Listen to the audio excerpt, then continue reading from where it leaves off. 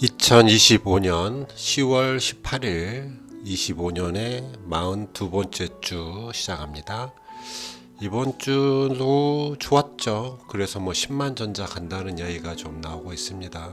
그래서 다들 주식 이야기를 하는 게 들려요, 주변에서.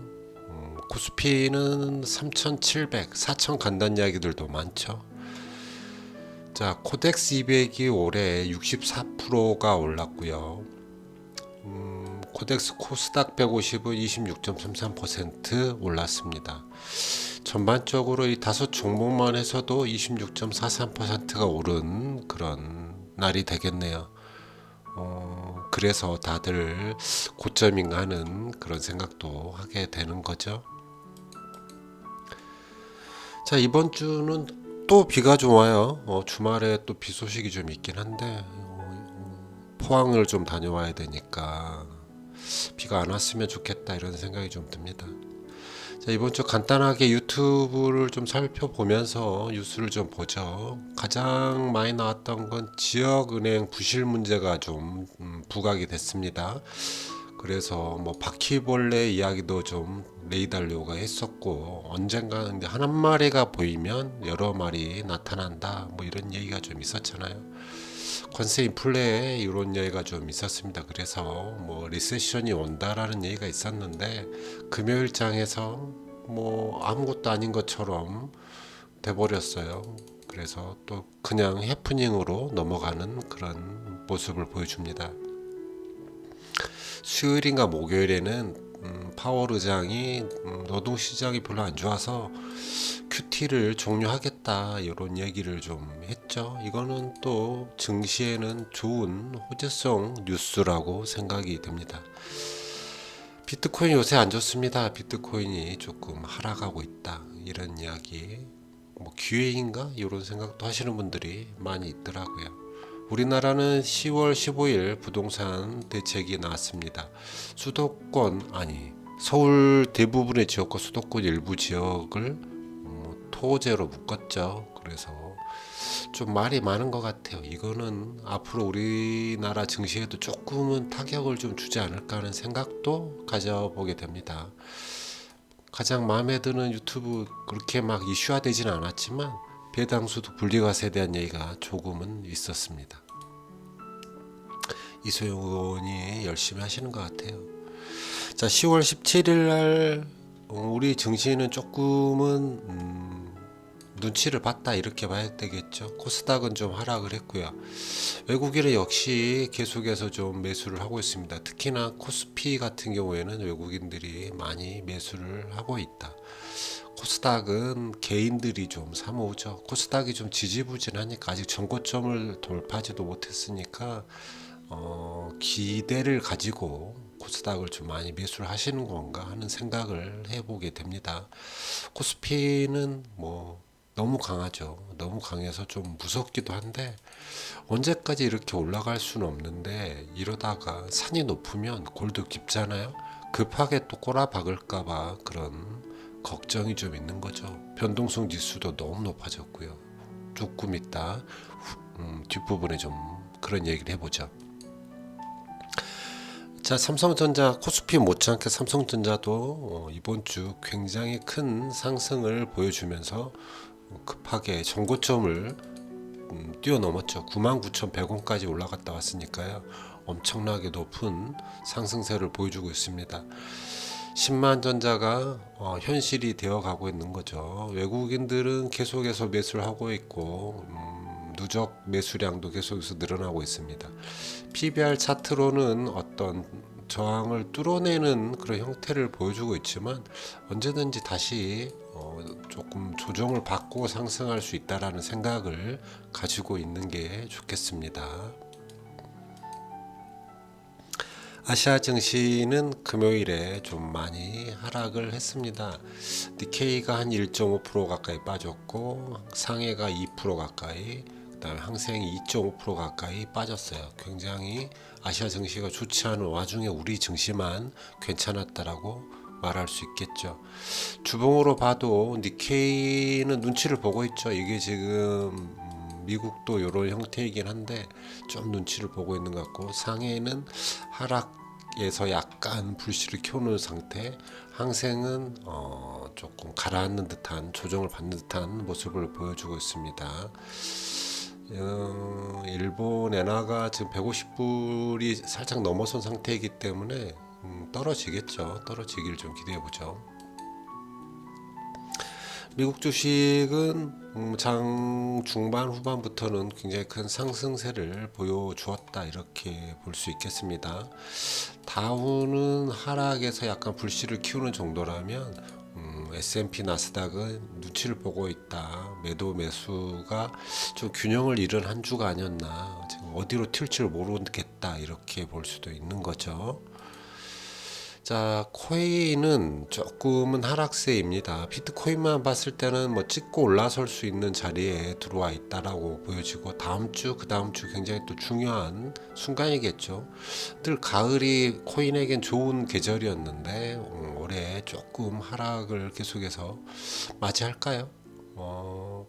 찍고 올라설 거라고 생각을 하겠죠. 지금 뭐 들어가시려고 대기하시는 분들이 꽤 많은 것 같습니다. 자, 끝도 없이 올라가는 금현물입니다. 뭐 5,000달러 간다는 얘기가 나오고 있는 와중에 4,250불 올라가고 있고요. 약간의 윗거리가 생겼으니까 횡보 조정이 좀 생기려나 하지만 너무 높죠. 좀 부담스러울 정도로 높습니다. 우리나라 금현물 역시 변동수에 굉장히 커지면서 31,275원. 야, 김치 프리미엄에 붙네 어쩌네 이런 얘기를 하면서도 계속 올라가죠. 적당히 이거 좀 무섭습니다. 뭐 전 역시 계속 들고 홀드하고 있지만 이제 언제 팔아야 되나를 고민해야지만 되는 때가 온 것 같긴 해요. 환율은 1421.77, 캡처 당시 1421.77인데 뭐 하락했으면 좋겠고요. 달러 인덱스는 소폭 하락했지만 아직 98이라는 건 살짝 높다라고 저는 생각을 합니다. WTI는 낮죠. 57.64로 좀 많이 떨어졌어요. 일주일 동안 2.14% 하락했네요. 국채금리는 이제 경기 침체에 대한 얘기가 좀 터지고 지역은행 이야기가 터지면서 좀 많이 하락했습니다. 일주일 동안 거의 1% 가까이 하락했네요. 2년 채권은 좀 더 많이 하락했죠. 2% 가까이 하락했습니다. 장단의 금리 차는 넘어가고, 공포 탐욕 지수는 계속해서 하락을 하고 있죠. 그래서 거의 이제 극심한 공포 쪽으로 가고 있다. 늘 물어보시는데 이게 지금 증시가 상승하는 와중에 이렇게 좀 공포 쪽으로 빠져서 과연 이번에도 20을 넘어서 익스트림 공포에 들어서면 과연 TQQ를 살 수 있을까? 이런 의구심이 들 정도로 증시가 상승하는 와중에 공포 쪽으로 돌아오고 있습니다. 이걸 어떻게 해야 될지 잘 모르겠어요, 저는. 빅스 지수는 상승했다가 좀 떨어져서 20.76, 아직 높은 자리이긴 하다. 그래도 자, 이게 좀 놀라운 일이죠. V 코스피가 34.58이라는 수치를 찍어냅니다.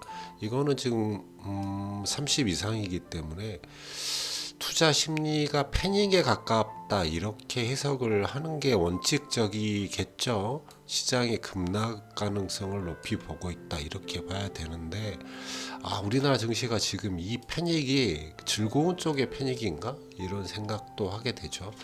이게 지금 너무 올라서 이러는 건가?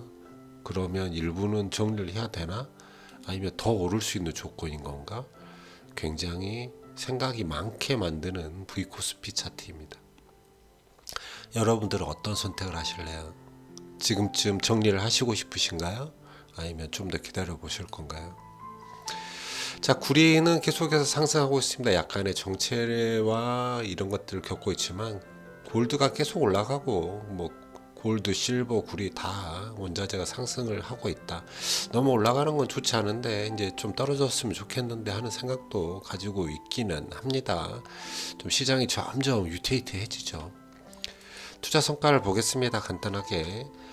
자, 제 전략 자산은 많이 상승을 했어요. 다섯 종목 평균도 한 3% 가까이 상승을 했기 때문에 무난했다. 해외 계좌는 뭐 한 2% 정도 상승을 했고 국내 계좌가 좀 많이 늘었죠. 그다음 기타 계좌도 조금 소폭 상승을 했습니다. 전부 다 섹터가 좀 비었군요. 지금 좀 약간 과매수권이 아닌가 이런 생각을 하고요. 그다음에 배당주만 좀 올해 수익률이 SCHD만 좀 많이 빠져 있다 이렇게 보입니다. 저번 주에 이게 지금 캡처가 안 됐었던 거가 있었죠. SCH 배당주가 지금 어떻게 더 보면 매력이 있다. 자, 차트를 좀 보시면 골드가 너무 급한 상승을 좀 보여줍니다. 그래서 골드만 두드러지는 그런 차트로 보이네요.